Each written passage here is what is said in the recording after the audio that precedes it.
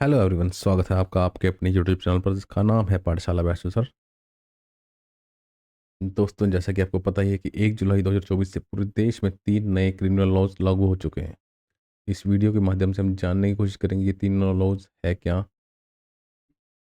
दोस्तों, अभी तक जो हमारे देश में क्रिमिनल लॉज चल रहे थे वो अंग्रेज़ों के ज़माने से ही चलते आ रहे थे, जैसे कि Indian penal code 1860, Indian evidence act 1872, code of criminal procedure 1898। ये सब आज़ादी से पहले से ही चलते आ रहे हैं। इन तीनों कानूनों को हटाने के लिए पार्लियामेंट में 2023 में अमेंडमेंट लाया गया और जो कि 1 जुलाई 2024 से पूरे देश में लागू हो चुका है। चलिए बात करते हैं इन तीनों के चेंजेस की। पहले जो था ये था इंडियन पेनल कोड आईपीसी 1860, यानी कि भारतीय दंड संहिता। अब इसका नाम चेंज करके कर दिया गया है भारतीय न्याय न्याय संहिता। इंडियन पेनल कोड में दोषी को दी जाने वाली सजाओं का प्रावधान है कि किस अपराध में कौन सी सजा दी जाएगी, जो कि अब हमें भारतीय न्याय संहिता में देखने को मिलेगी। इंडियन पेनल कोड में पहले 511 सेक्शन हुआ करते थे, जो कि अब घटाकर 358 कर दिए गए हैं। हमारा जो अगला कानून है वो है CrPC 1973, code of criminal procedure, जिसका नाम बदलकर अब भारतीय नागरिक सुरक्षा संहिता कर दिया गया है। सीआरपीसी की बात की जाए या फिर भारतीय नागरिक सुरक्षा संहिता की बात की जाए, इसमें वो सब प्रोसीजर होते हैं जो कोर्ट या पुलिस के द्वारा कानूनी कार्रवाई करते समय प्रयोग में लाए जाते हैं। जैसे कि अक्यूज को कैसे ट्रीट किया जाता है, अक्यूज के राइट क्या हैं, अरेस्ट करने का प्रोसीजर क्या है, अरेस्ट के बाद बेल के क्या राइट्स हैं। ये सभी सीआरपीसी में होता था, जो कि अब भारतीय नागरिक सुरक्षा संहिता में होता है। अगर सेक्शंस की बात की जाए तो अब भारतीय नागरिक सुरक्षा संहिता में 531 सेक्शन हैं, जो कि पहले 484 हुआ करते थे सीआरपीसी में। और जो हमारा तीसरा जो कानून है वो है इंडियन एविडेंस एक्ट 1872, जिसे रिप्लेस करके भारतीय साक्ष्य अधिनियम 2023 कर दिया गया है। इस कानून की अगर बात की जाए तो ये भी पुलिस और कोर्ट की प्रोसीडिंग से ही जुड़े हैं। अगर हम बात करें सेक्शंस की, तो अब जो भारतीय साक्ष्य अधिनियम आया है उसमें 170 सेक्शंस होते हैं, जो कि पहले जो इंडियन एविडेंस एक्ट था उसमें 166 हुआ करते थे।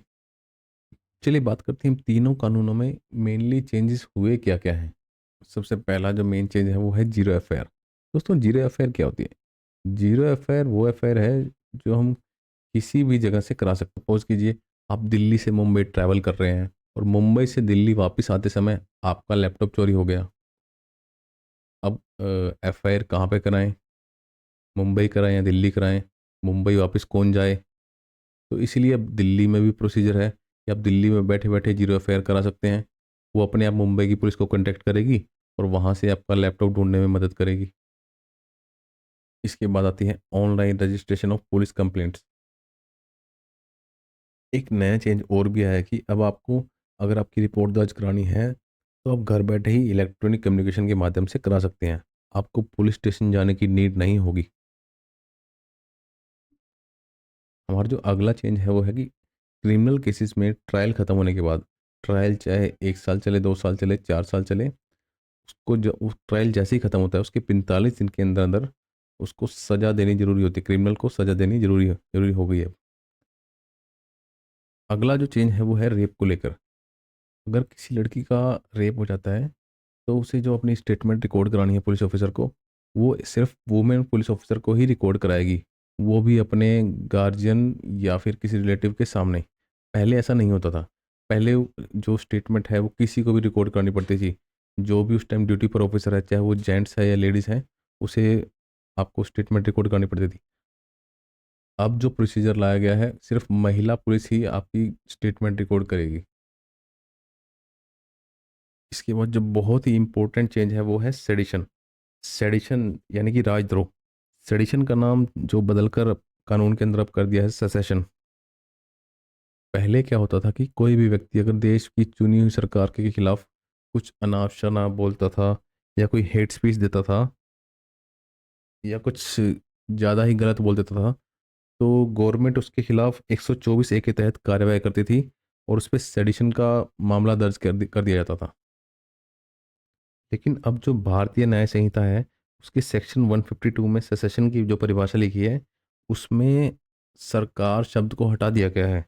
अगर आप हम हमारे जो देश है, भारत है, इंडिया है, उसके खिलाफ कुछ बोलते हैं, उसकी एकता और अखंडता के खिलाफ बोलते हैं, तब आपके ऊपर सेसेशन की कार्रवाई की जाएगी सेक्शन 152 के तहत। तो आज की वीडियो में इतना ही। हम जल्द लौटेंगे आपके लिए नई वीडियो लेकर। तब तक के लिए जय हिंद, जय भारत।